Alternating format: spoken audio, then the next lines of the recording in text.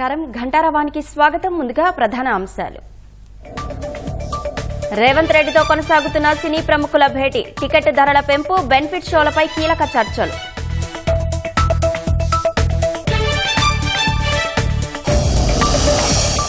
జగన్ నిర్వహించిన ప్రజా దర్బార్లో తీవ్ర తోపులాట, అదుపు చేయలేక పులివెందుల పోలీసుల లాఠీ చార్జ్.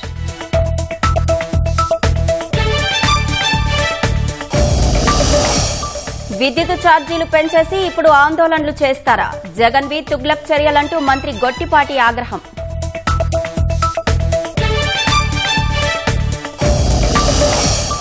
పవన్ పర్యటన తర్వాత మన్యం రహదారులకు మహర్దశ, కొత్త రోడ్ల నిర్మాణంపై గిరిజనుల హర్షం.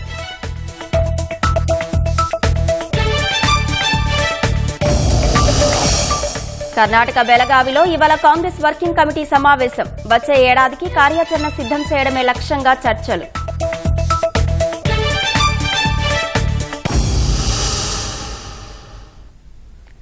తెలంగాణ ముఖ్యమంత్రి రేవంత్ రెడ్డితో సినీ ప్రముఖులు భేటీ అయ్యారు. బంజారాహిల్స్ లోని పోలీస్ కమాండ్ కంట్రోల్ సెంటర్లో ఎఫ్డీసీ చైర్మన్ దిల్ రాజు ఆధ్వర్యంలో సుమారు 50 మంది సీఎంతో సమావేశమయ్యారు. ఈ సమావేశంలో తెలంగాణ ఉప ముఖ్యమంత్రి భట్టి విక్రమార్క, సినిమాటోగ్రఫీ శాఖ మంత్రి కోమటిరెడ్డి వెంకటరెడ్డి హాజరయ్యారు. సినీ ప్రతినిధుల్లో అల్లు అరవింద్, నాగార్జున, వెంకటేష్, సి కళ్యాణ్, నాగవంశీ, గోపి ఆచంట ఉన్నారు. బీవీఎస్ఎన్ ప్రసాద్, వంశీ పైడిపల్లి, నవీన్, రవిశంకర్, త్రివిక్రమ్, మురళీమోహన్ కూడా సమావేశానికి హాజరయ్యారు. హరీష్ శంకర్, కొరటాల శివ, వశిష్ఠ, సాయి రాజేష్, బోయపాటి శ్రీను, కిరణ్ అబ్బవరం తదితరులు సీఎంతో భేటీలో పాల్గొన్నారు. సంధ్యా థియేటర్ వద్ద తొక్కిసలాట, అల్లు అర్జున్ అరెస్ట్, అనంతర పరిణామాల నేపథ్యంలో ఈ భేటీకి ప్రాధాన్యం ఏర్పడింది. తాజా పరిణామాలు, చిత్ర పరిశ్రమ అభివృద్ది తదితర అంశాలపై సినీ ప్రముఖులు సీఎంతో చర్చిస్తున్నట్లు సమాచారం. తెలంగాణలో చిత్ర పరిశ్రమ అభివృద్దితో పాటు పరిశ్రమ ఎదుర్కొంటున్న సమస్యల గురించి సీఎం దృష్టికి సినీ ప్రముఖులు తీసుకెళ్లనున్నట్లు సమాచారం. టికెట్ ధరల పెంపుతో పాటు బెనిఫిట్ షోల రద్దు అంశంపై చర్చించే అవకాశం ఉంది. గద్దర్ అవార్డుల పరిశీలన, చిన్న మధ్యస్థాయి సినిమాలకు థియేటర్ల కేటాయింపుల గురించి కూడా చర్చ జరిగే వీలుంది. తెలంగాణ సంస్కృతి సంప్రదాయాలకు పెద్దపీట వేసే సినిమాలకు ప్రోత్సాహకాలతో పాటు చర్చించే అవకాశం ఉన్నట్లు తెలుస్తోంది.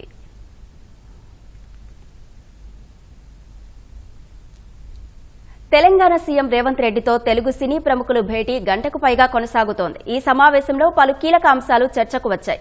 మరింత సమాచారం మా ప్రతినిధి సతీష్ ప్రత్యక్ష ప్రసారం ద్వారా అందిస్తారు.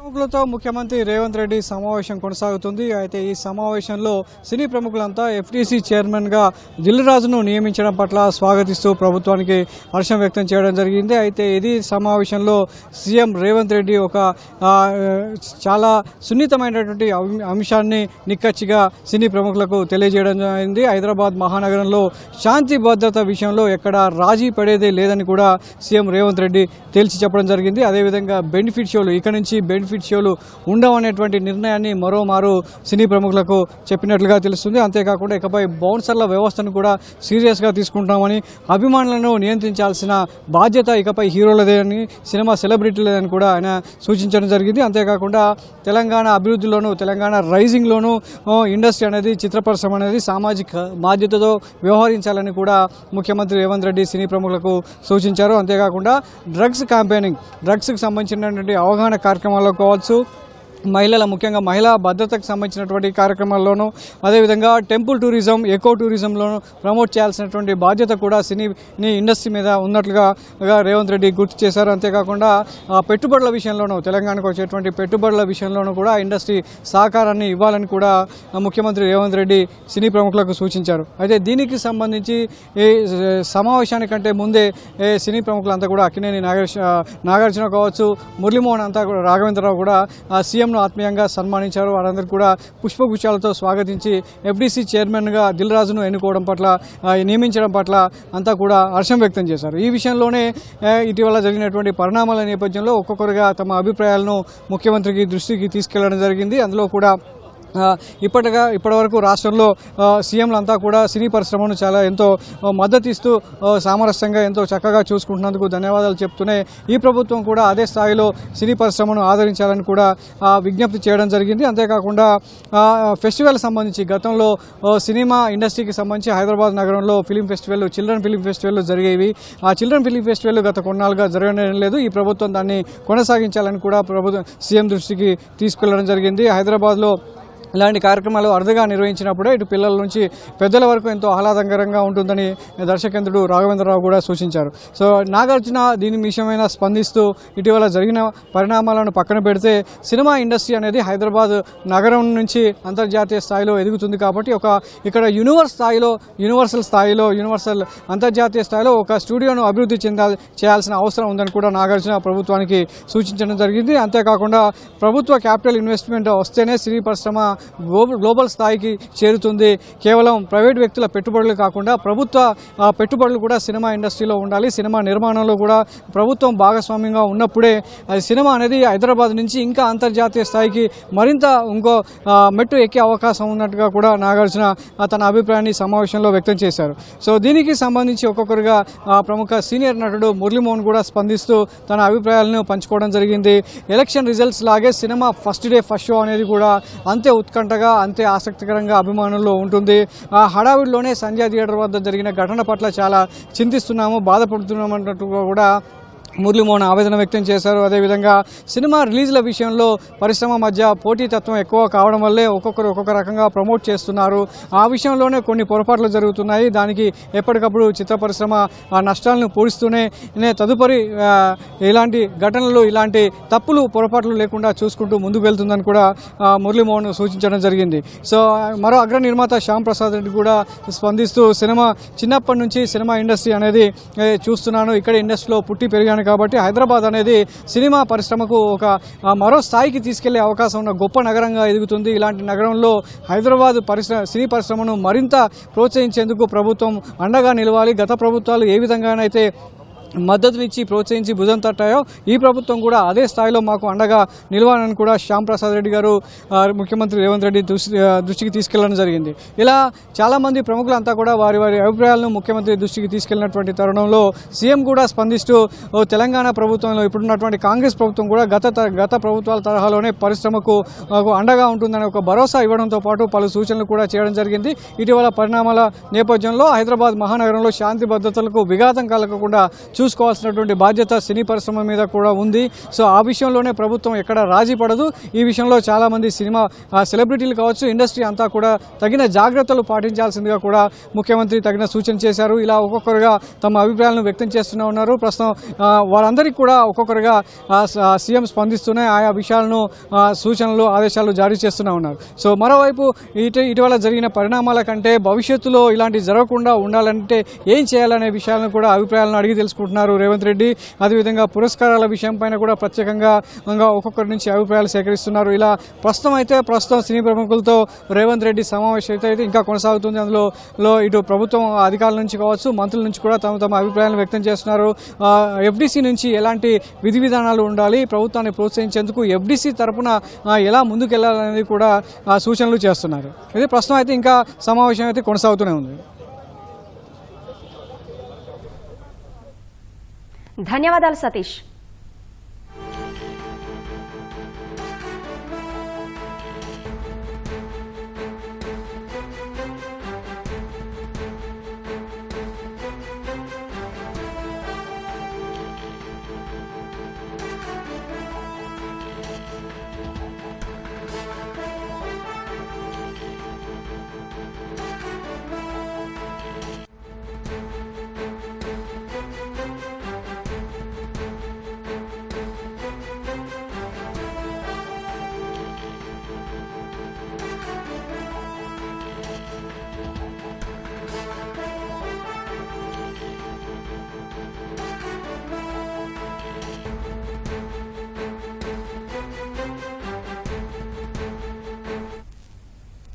తెలంగాణ ముఖ్యమంత్రి రేవంత్ రెడ్డితో సినీ ప్రముఖులు భేటీ అయ్యారు. బంజారాహిల్స్లోని పోలీస్ కమాండ్ కంట్రోల్ సెంటర్లో ఎఫ్డీసీ చైర్మన్ దిల్ రాజు ఆధ్వర్యంలో సుమారు 50 మంది సీఎంతో సమావేశమయ్యారు.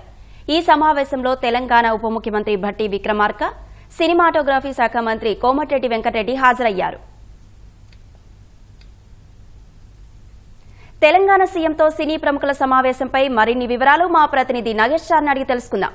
నగేష్, రేవంత్ రెడ్డితో సినీ ప్రముఖుల సమావేశంలో ఏ అంశాలు ప్రధానంగా చర్చకు వచ్చే అవకాశం ఉంది?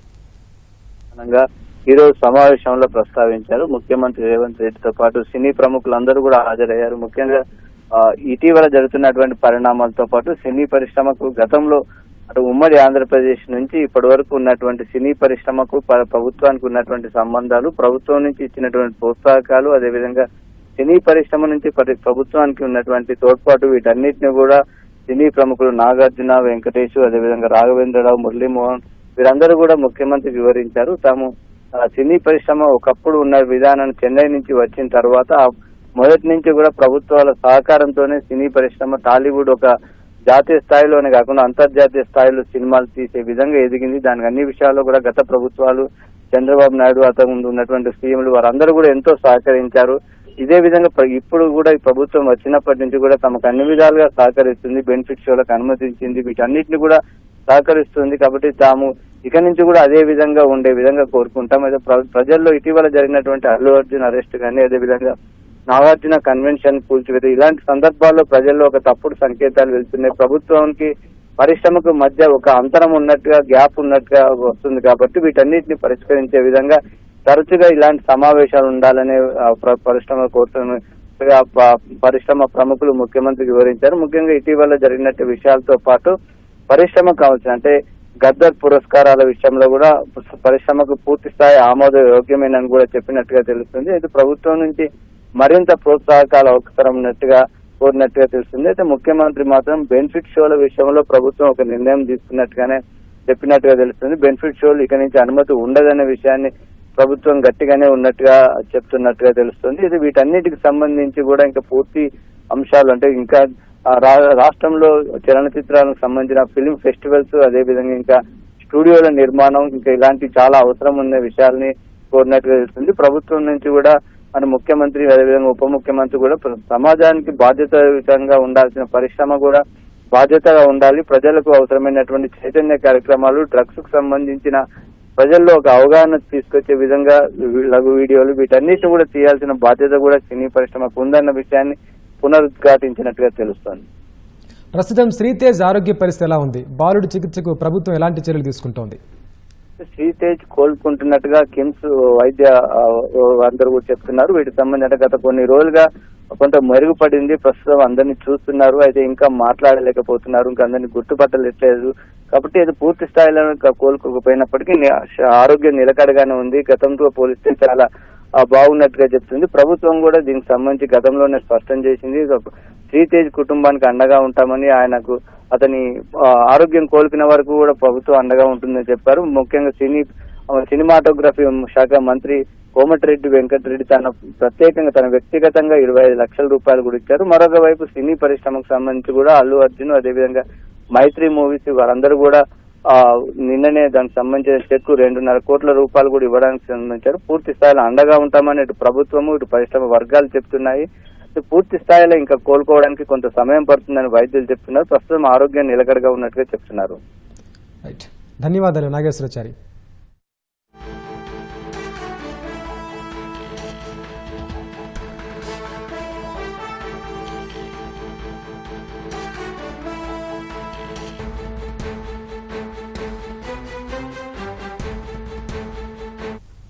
వైఎస్సార్ జిల్లా పులివెందుల్లో వైసీపీ అధ్యక్షుడు జగన్ నిర్వహించిన ప్రజా దర్బార్ కార్యక్రమంలో తోపులాట జరిగింది. 3వ రోజు పర్యటనలో భాగంగా జగన్ పులివెందుల్లో తన క్యాంపు కార్యాలయంలో ప్రజా దర్బార్ కార్యక్రమాన్ని నిర్వహించారు. జగన్ రావడానికి ముందే క్యాంపు కార్యాలయానికి ప్రజలు, వైసీపీ కార్యకర్తలు వినతులు ఇవ్వడానికి తరలివచ్చారు. జగన్ రాగానే అందరూ ఒక్కసారిగా లోపలికి వెళ్లేందుకు ప్రయత్నించారు. ఈ సమయంలోనే వారిని పోలీసులు అదుపు చేయలేకపోయారు. అందరూ ఒక్కసారిగా వెళ్లే క్రమంలో తోపులాట జరిగింది. దీంతో కార్యాలయం అద్దాలు పగిలిపోయాయి. గత్యంతరం లేని పరిస్థితుల్లోనే పోలీసులు లాఠీచార్జ్ చేసి వారందరినీ చెదరగొట్టి పంపించారు. వినతులు ఇవ్వడానికి వచ్చిన వారు క్యూ లైన్లో ఉండాలని పోలీసులు హెచ్చరించారు.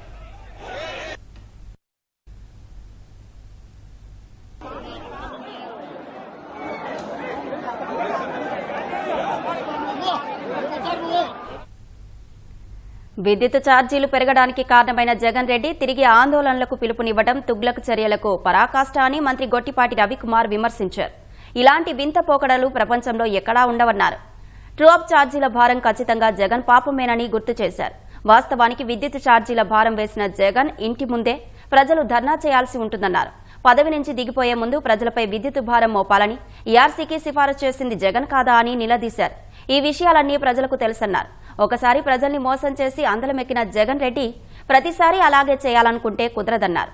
2019లో ముగ్గులు విద్యుత్ రాష్ట్రంగా జగన్కు అప్పగిస్తే 2024 నాటికి సర్వనాశనం చేశారని మండిపడ్డారు.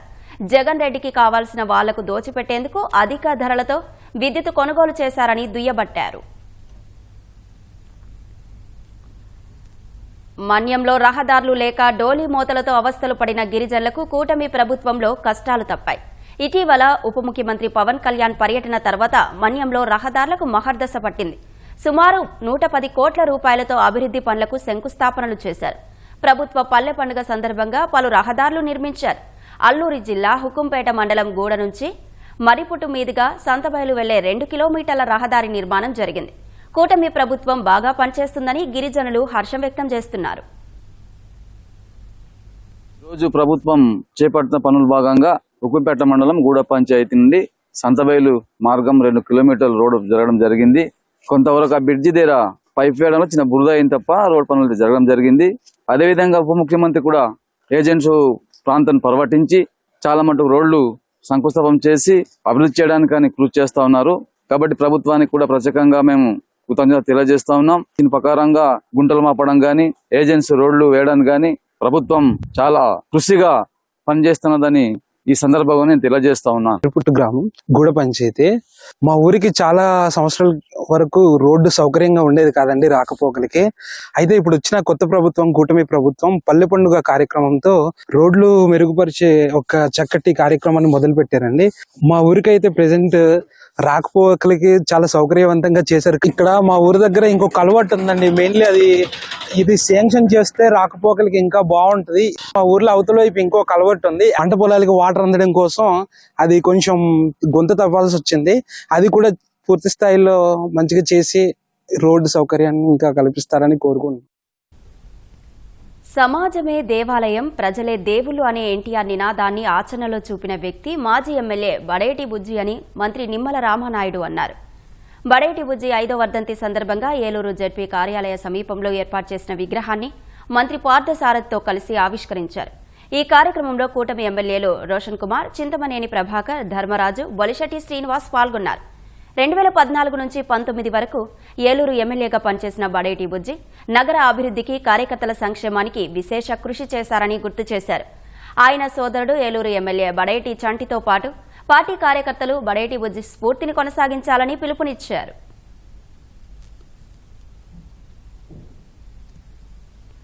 గుంటూరు జిల్లా తుళ్లూరు మండలం ఉద్దండరాయనిపాలెంలో రైతుల మధ్య నెలకొన్న ఆర్థిక వివాదం అరటి తోట నరికివేతకు దారితీసింది. చేపల రాంబాబు తన ఎకరన్నర భూమిని దున్నుకోవడానికి పద్మారావుకు అనుమతిచ్చారు. ఇవన్నీ లంక భూములు కావడంతో ఎలాంటి పట్టాలు ఉండవు. అందుకే ఇరువురు ఒప్పంద పత్రం రాసుకున్నారు. పద్మారావు ఆ పొలంలో అరటి తోట సాగు చేశారు. అదే గ్రామానికి చెందిన దున్నా రాజేష్ మహేష్ బుధవారం అరటి పంటను నరికేసి పొలం దున్నేశారు. పంటను నరికేశారంటూ పద్మారావు తుళ్లూరు పోలీసులకు ఫిర్యాదు చేశారు. దీనిపై తుళ్లూరు పిఎస్లో కేసు నమోదైంది. అయితే రాజేష్ మహేష్ మాత్రం ఆ భూమి తమదని 2014లో రాంబాబు వద్ద తాకట్టు పెట్టామని పోలీసులకు తెలిపారు. డబ్బులు తిరిగి ఇస్తామని చెప్పినా రాంబాబు తమ భూమిని స్వాధీనం చేయకుండా వేరే వాళ్లకు ఇచ్చి పంటలు సాగు చేయిస్తున్నారని ఆరోపించారు. రాజేష్ మహేష్ ఇద్దరు కలిసి రాంబాబుపై పోలీసులకు ఫిర్యాదు చేశారు. ఈ విషయంపైన పోలీసులు విచారణ చేస్తున్నారు. ఆర్థిక లావాదేవీలు ఉంటే కూర్చొని మాట్లాడుకుంటే సరిపోతుందని, ఇలా పంటలు నరికేయడం మంచి సంప్రదాయం కాదని పోలీసులు హెచ్చరించారు. పశ్చిమ మధ్య బంగాళాఖాతంలో అల్పపీడనం కొనసాగుతోంది. దక్షిణ కోస్తాంధ్ర, ఉత్తర తమిళనాడు తీరాలపై ఈ అల్పపీడనం కేంద్రీకృతమై ఉంది. మరికొన్ని గంటల్లో అదే ప్రాంతంలో ఈ అల్పపీడనం బలహీనపడే సూచనలు కనిపిస్తున్నాయి. దీని ప్రభావంతో ఉత్తర దక్షిణ కోస్తాంధ్ర ప్రాంతాల్లో తేలికపాటి నుంచి మోస్తరు వర్షాలు కురిసే అవకాశం ఉంది. శుక్రవారం కూడా ఆయా ప్రాంతాల్లో తేలికపాటి జల్లులు కురిసే సూచనలున్నాయి. అలాగే రాయలసీమలోనూ కొన్ని చోట్ల ఇవాళ రేపు మోస్తరు వర్షాలు కురిసే అవకాశం ఉంది.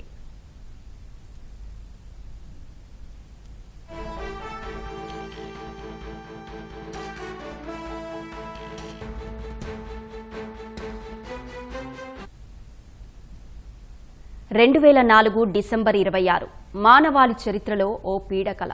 యావత్తు ప్రపంచమంతా ఉలిక్కిపడిన రోజు అది. ఇండోనేషియా పరిధిలోని హిందూ మహాసముద్ర గర్భంలో సంభవించిన భూకంపం భీకర సునామీకి దారితీసింది. మహోగ్ర రూపం దాల్చిన కడలి తీరంపై మృత్యుకేలి ఆడింది. 14 దేశాల్లోని తీర ప్రాంతాలను మరుదిబ్బలుగా మార్చింది. 30 మీటర్ల ఎత్తులో తీరం వైపు దూసుకొచ్చిన రాకాసి అలలు 2,30,000 మంది ప్రజలను మింగేశాయి. ఒక్క భారత్లోనే సుమారు 16,000 మంది మృత్యువాత పడ్డారు. అండమాన్ నుంచి ఆంధ్రప్రదేశ్ వరకు తీర ప్రాంతం అతలాకుతలం కాగా ప్రజల జీవితాలు కకావికలమైపోయాయి. సర్వం కోల్పోయిన లక్షలాది కుటుంబాలు 20 ఏళ్ల నాటి విధ్వంసాన్ని తలుచుకుంటేనే నేటికి ఉలిక్కిపడుతున్నాయి. ఇండోనేషియాలోని సుమత్రా దీవుల్లో 2004 డిసెంబర్ 26న 9.2 తీవ్రతతో సంభవించిన భారీ భూకంపం యావత్ ప్రపంచాన్ని ఉలిక్కిపడేలా చేసింది. సునామీ అనే పెను విపత్తును ప్రపంచానికి పరిచయం చేసింది. భూకంపం ధాటికి సముద్రం పోటెత్తి తీర ప్రాంతాలను ముంచెత్తింది. కడలి 1/2 కిలోమీటర్కు పైగా భూభాగం పైకి చొచ్చుకురాగా ఈ మహాప్రళయానికి 14 దేశాల్లోని తీర ప్రాంతాలు మరుభూములుగా మారాయి. 30 మీటర్ల ఎత్తు వరకు ఎగసిపడిన రాకాసి అలలు 2,30,000 మందిని మింగేశాయి. ఒక్క భారత్లోనే 16,000 మంది ప్రాణాలు కోల్పోయారు. ప్రపంచంలోనే అత్యంత ఘోర విపత్తుగా మారిన ఈ సునామీ కారణంగా సర్వస్వం కోల్పోయిన వారికి లెక్కే లేదు.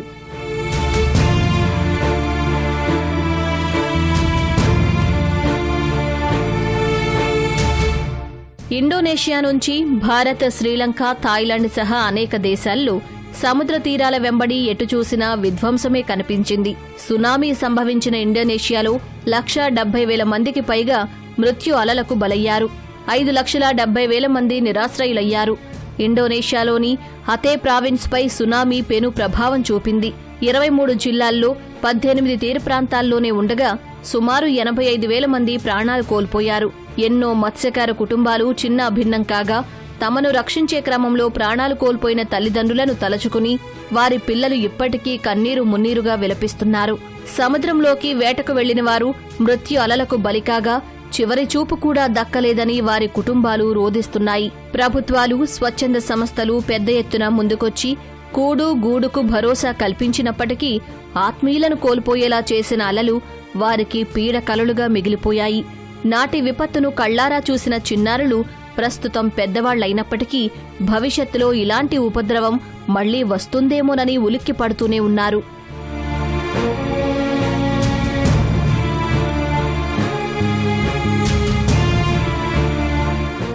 సునామీకి ముందు పర్యాటకులకు స్వర్గధామంగా ఉన్న సుమత్రా దీవులు తర్వాత కాలంలో రూపురేఖలనే కోల్పోయాయి. చాలా ఏళ్లపాటు ఆ ప్రాంతానికి వెళ్లేందుకు సందర్శకులు భయపడిపోయారు. ఇప్పుడిప్పుడే నివాసాలు, రిసార్ట్లు, మ్యూజియంలు ఏర్పాటు చేస్తున్నట్లు అధికారులు చెబుతున్నారు. అయితే సముద్రానికి కిలోమీటర్ అవతల మాత్రమే ఏర్పాటు చేసుకునేలా జాగ్రత్తలు తీసుకున్నట్టు తెలిపారు. మత్స్యకారులు మాత్రం తమ జీవనోపాధిని దృష్టిలో పెట్టుకుని తీరం సమీపానికి చేరుకున్నారు. వారిలో సునామీ తాలూకు భయాన్ని తొలగించేందుకు అధికారులు ఏటా ప్రత్యేక సాంస్కృతిక కార్యక్రమాలు నిర్వహిస్తున్నారు.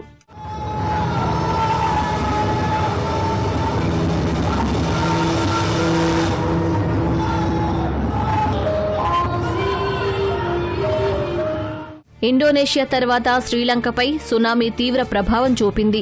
సుమారు 40,000 మంది ప్రాణాలు కోల్పోగా వేలాది మంది నిరాశ్రయులయ్యారు. నాటి విపత్తులో ప్రాణాలతో బయటపడిన వారు 20 ఏళ్ల నాటి విధ్వంసాన్ని తలచుకుని ఇప్పటికీ కుమిలిపోతున్నారు. ఇటు భారత్లోనూ సునామీ సృష్టించిన విలయం అంతా ఇంతా కాదు. అండమాన్ నుంచి ఆంధ్రప్రదేశ్ వరకు అధికారిక లెక్కల ప్రకారమే 15,749 మంది మరణించారు. 5,640 మంది ఆచూకీ ఇప్పటికీ దొరకలేదు. వేలాది మంది సర్వం కోల్పోయారు. అండమాన్ నికోబార్ దీవుల్లో 1,500 మందికి పైగా మృత్యువాత పడ్డారు. నాటి విధ్వంసాన్ని కళ్లారా చూసినవారు దానిని గుర్తు చేస్తేనే ఉలిక్కి పడుతున్నారు. సముద్రపు నీరు మృత్యువులా వెంటాడిందని, అడ్డొచ్చిన వాటన్నింటినీ కబళిస్తూ కరాళ నృత్యం చేసిందని చెబుతున్నారు. ప్రాణాలను అరచేతిలో పెట్టుకుని మోకాళ్లోతు నీళ్లలో సురక్షిత ప్రాంతాలకు పరుగులు తీసినట్లు వివరిస్తున్నారు. తమిళనాడు తీరంలోనూ సునామీ చావు డప్పు మోగించింది. సుమారు 8,000 మంది ప్రాణాలు కోల్పోగా నాగపట్నం, చెన్నై, కడలూరు తీర ప్రాంతాల్లో మృత్యు ఘోష ఎక్కువగా వినిపించింది.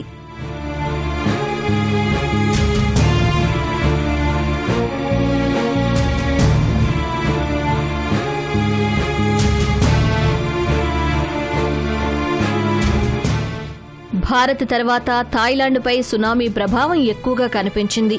5,400 మంది మరణించగా 3,000 మంది ఆచూకీ లభించలేదు. చనిపోయిన వారిలో ఎక్కువ మంది పర్యాటకులు ఉన్నారు. తీరంలో సేద తీరుతున్న వందలాది మంది రాకాసి అలలకు గల్లంతయ్యారు. ఇళ్లు, రెస్టారెంట్లు ధ్వంసమయ్యాయి. అయితే థాయిలాండ్ ప్రభుత్వం వేగంగా చర్యలు చేపట్టి సాధారణ పరిస్థితులు నెలకొల్పింది. కొద్ది కాలానికే పర్యాటకుల తాకిడి కూడా పెరిగింది.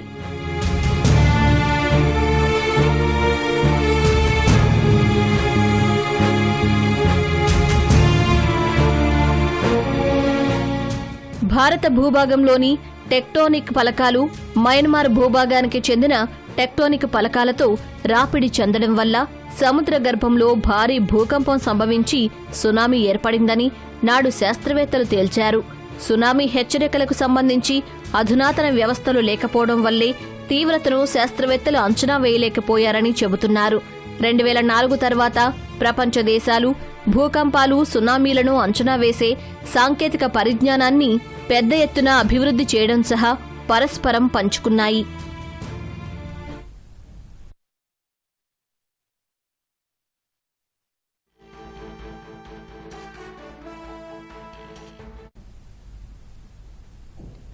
ప్రశాంత సాగర తీరంలో ఒక్కసారిగా అశాంతి.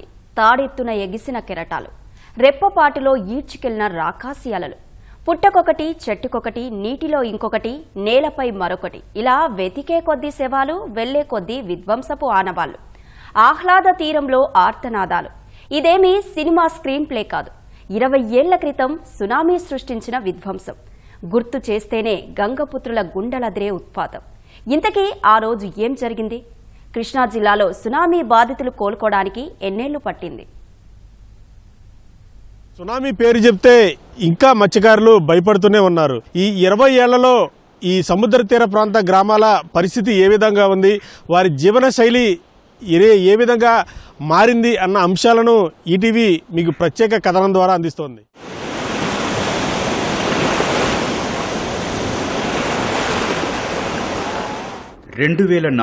డిసెంబర్ 26 కృష్ణా జిల్లా మచిలీపట్నం సమీపంలోని మంగినపూడి బీచ్. సమయం ఉదయం 9:30 గంటలు. తీరంలో ఎక్కడెక్కడి నుంచో వచ్చిన పర్యాటకుల కేరింతలు. అప్పుడే కడలి గర్భంలో కల్లోలం. అప్పటిదాకా సవ్వడి చేసిన అలలు అంతలోనే తాడెత్తున లేచాయి. రెప్పమూసి తెరిచేలోగా బీచ్ మొత్తం ఖాళీ. జల ప్రళయాన్ని కళ్లారా చూసిన కొందరు సముద్ర గర్భంలో కలిసిపోయారు. బతికి బట్టకట్టిన వాళ్లు ఇదిగో ఈ విధ్వంసానికి సాక్షులుగా మిగిలిపోయారు. 60 మందితో గుంటూరు నుంచి వచ్చిన లారీ, మరికొందరు యాత్రికులతో బీచ్కు వచ్చిన ఈ సుమో ఇలాంటివెన్నో నాటి సునామీ విధ్వంసానికి ఆనవాళ్లే.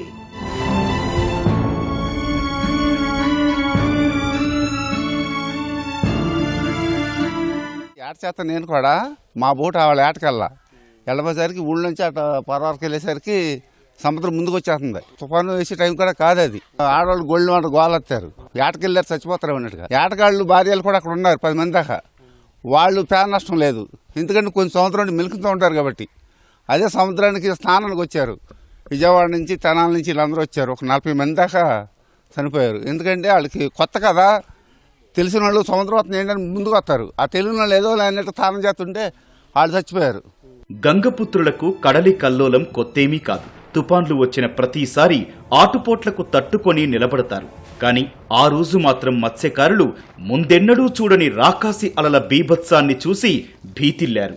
అప్పటికే వేటకు వెళ్లిన మత్స్యకారులు ఏదో జరుగుతోందని అనుకున్నారే గాని ఇంతటి విధ్వంసాన్ని మాత్రం ఊహించలేకపోయారు.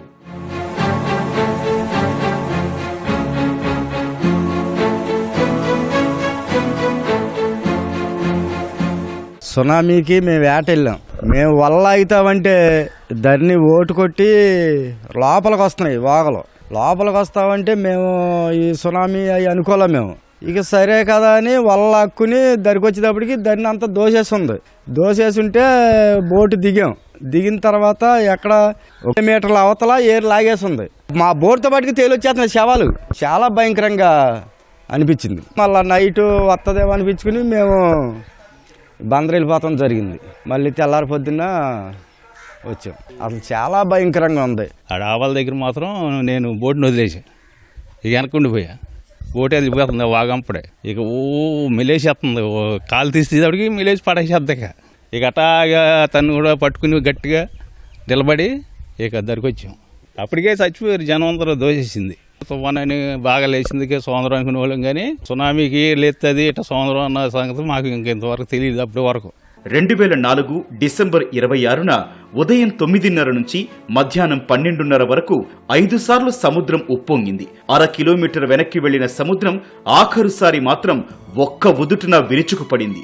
20-30 అడుగుల ఎత్తున ఎగిసిన కెరటాలు తీర ప్రాంత గ్రామాలపైన పంజా విసిరాయి. కొందరు ఎత్తైన భవనాల్లోకి వెళ్లి తలదాచుకోగా మరికొందరు కట్టుబట్టలతో బతుకు జీవుడా అంటూ బందరు వెళ్లిపోయారు. తిరిగొచ్చి చూస్తే మిగిలింది కన్నీళ్లే, అల్లకల్లోల ఆనవాళ్లే.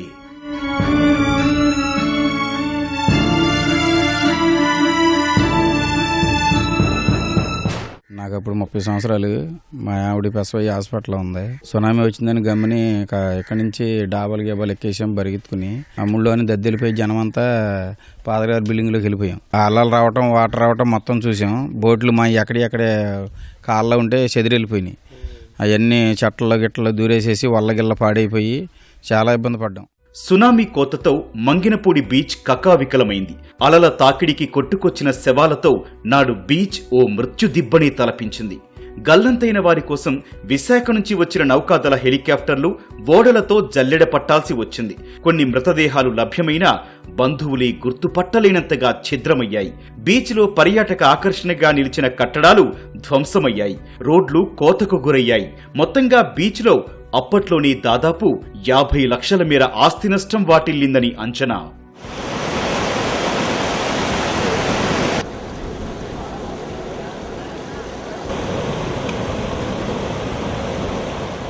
పెద్ద కెరటాలు పైనుండి కిందకు వచ్చేస్తాయి. ఈ కెరటం నుండి ఆ కెరటం దాటితే ఇంకేది కనబడేది కాదు మాకు.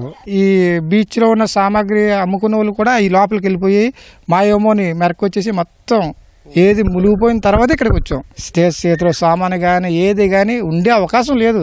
అక్కడ మునిగిపోయిన తర్వాత మన మినిస్టర్ గారు వచ్చి మన ప్రెసిడెంట్ గారు ద్వారాగానే ఇక్కడికి వచ్చాం. సునామీ సండే వచ్చింది. అప్పుడు సరదాగా బీచ్కి వెళ్ళడం కోసం మా అమ్మగారిని నేను బీచ్కి వెళ్తానని మారం చేస్తుంటే మా అమ్మగారు వద్దు అని ఆపింది. అప్పుడు కొద్ది సమయంలోనే ఒక కుర్రోడు నాతోటి కుర్రోడే, నా వయసు కుర్రోడే, బీచ్ నుంచి పరిగాడుకుంటూ సముద్రం వచ్చేస్తుందని కేకలేసుకుంటూ వస్తున్నాడు.